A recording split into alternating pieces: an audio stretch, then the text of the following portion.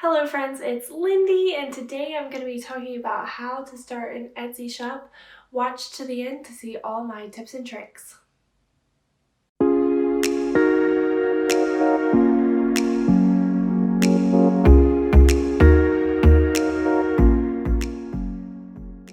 The first step in starting your Etsy shop is to create your product. Now I'm guessing if you're clicking on this video, you probably already have a product in mind. Maybe it's something you've already created or a service you have that you do for friends and family, and you're wanting to move into the Etsy platform so that you can reach more people. Etsy really lends itself to handmade goods and helpful digital downloads. This can be unique items that are from a craft perspective, or I've purchased things on there like calendars and charts to help you stay organized. Even I've seen like some teaching materials, so anything along those lines really works well with the Etsy algorithm, and that's what people go to Etsy looking for. If you're starting your shop, Etsy likes you to have at least 10 listings that you can do from the very moment that you open your shop, and you can't even set up your shop without having at least one listing. So I would recommend making sure you have at least 10 like they recommend, because that's really the best way to start showing up in searches. The second thing you want to make sure you do before starting your Etsy shop is define your brand. This is really key because you want to make sure that the products you're creating stand out from others that are in the same product category. So when you're starting out, I would recommend looking at shops that already exist, that are well established, and see what they do and determine what makes yours a little bit different.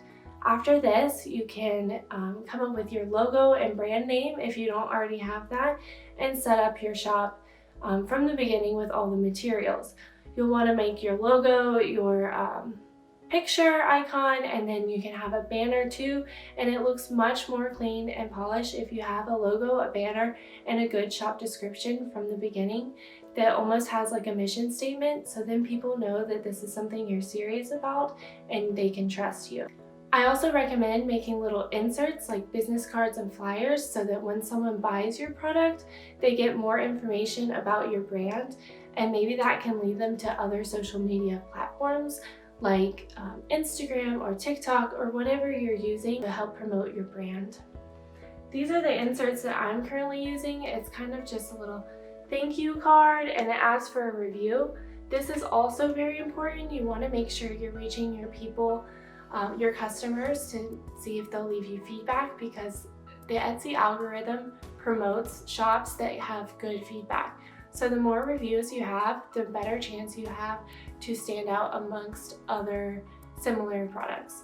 Then you also want to have a business card, whether you're sending this with your products, or if you just have this for if you have inquiries when you're out and about. It's really helpful to have that kind of information so that people know how they can reach you if you do custom orders or if they want to recommend you to a friend.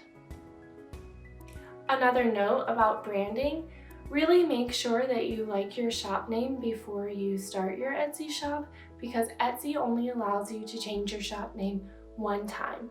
So I recommend before starting anything, search your shop name and search similar names on not only Etsy but other social media platforms and the internet to see if something similar already exists, because you don't want to get confused with somebody else, and that can be bad for your brand because it'll send them to someone else who's more established first. So really make sure you want to commit with what you're choosing, because it's more difficult to change it in the future. The third thing you really want to focus a lot of time on when you're starting your Etsy shop is your photography. Photos can really make a huge difference between your product and someone else when your listings show up in a search. Pictures are what make the consumer click your product, and if you have lots of detailed shots, that might persuade them that they can trust your product and that they are getting what they think they're getting. Etsy allows you to have up to 10 pictures on each listing and one video. The Etsy algorithm also favors listings that have the video, so I recommend trying to take a detailed video of your product in a styled scenery so that people can know what it will look like in their home or used in whatever way that it's supposed to be.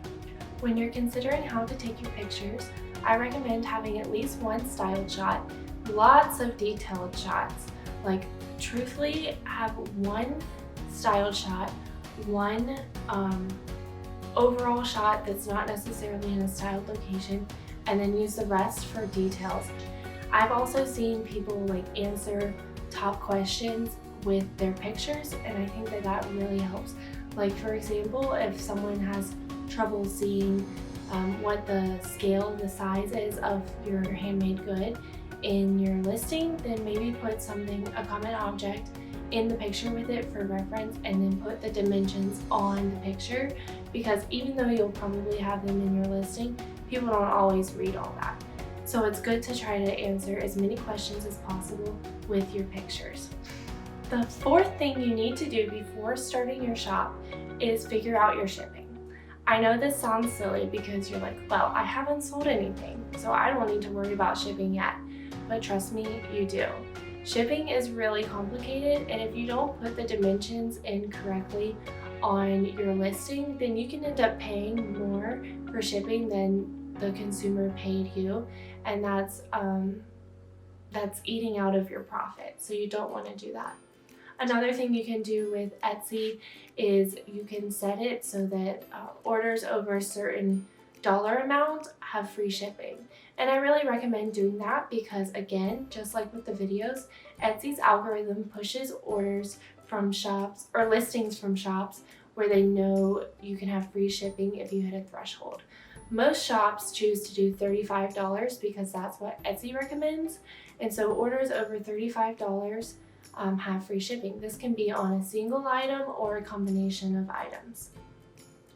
Along with shipping, you really need to try to figure out your packaging.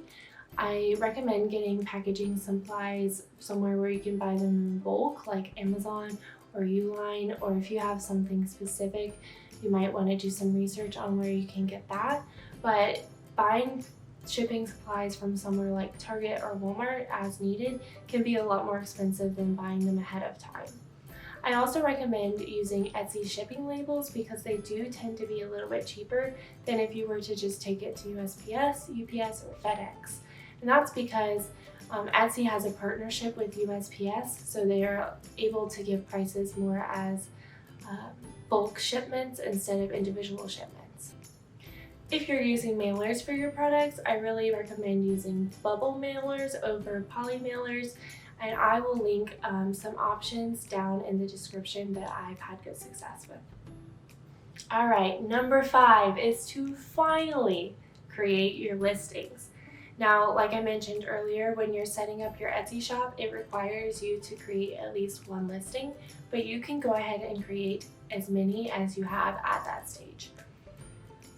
First of all, you need to pay a lot of attention to your Etsy tags.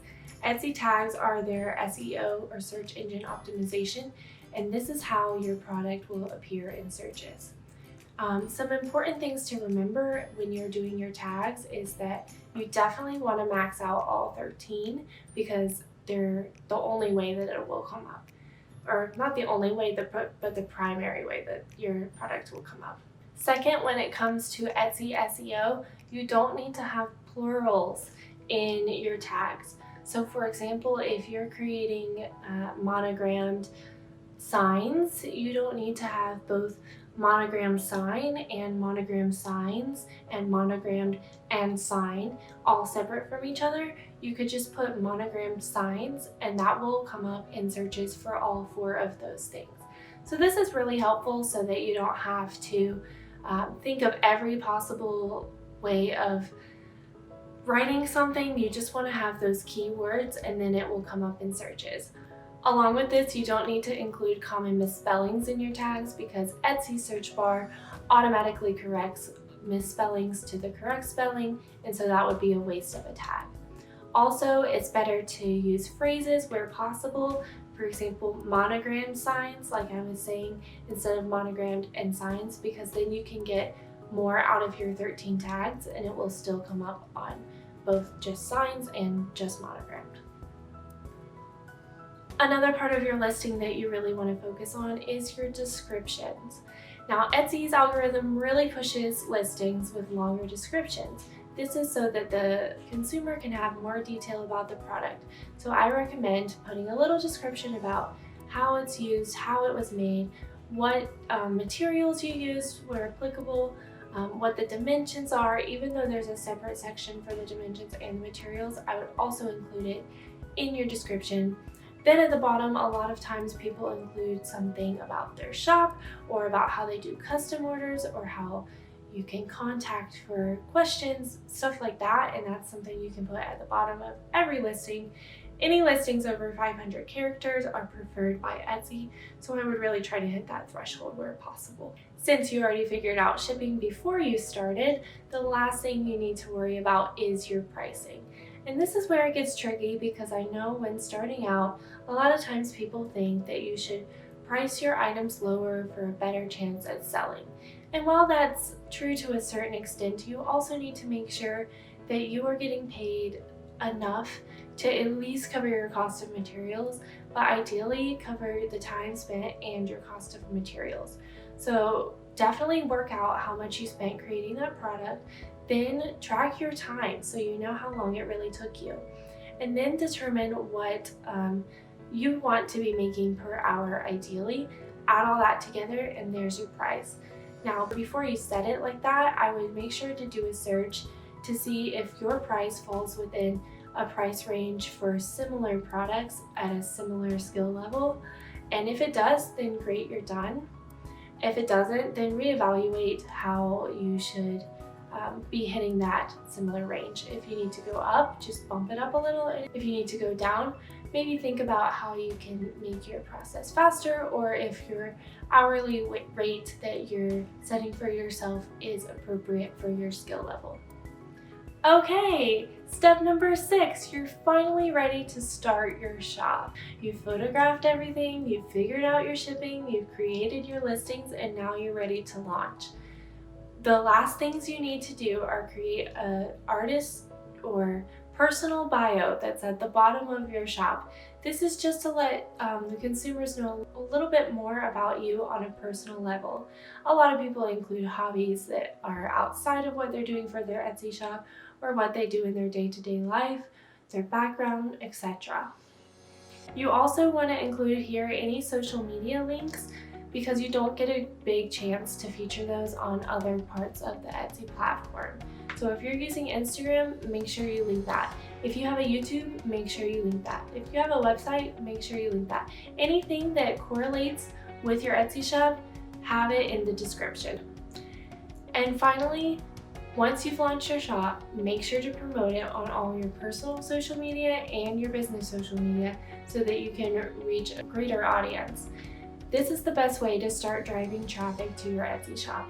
In the beginning, even if you've done your tags really well, even if your pictures are really great, it's hard to start driving traffic, because Etsy is always going to promote the shop that they know is trustworthy, and they just don't know yet about yours, and that's okay. You just need to start showing them that this is something that they should promote.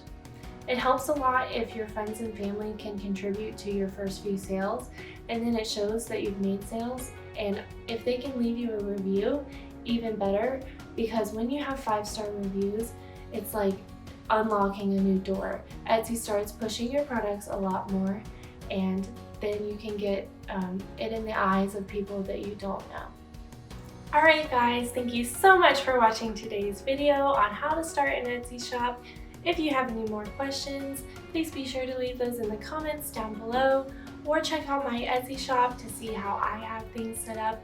I'll leave the link for that in the description. While you're at it, if you could just hit the like button and the subscribe button so that you'll know when I post a new video, I would really appreciate that. Similar to the Etsy algorithm, it helps YouTube know my videos are trustworthy and that they should be promoting those in searches. Other than that, I hope you guys have a great week, and I will see you next time.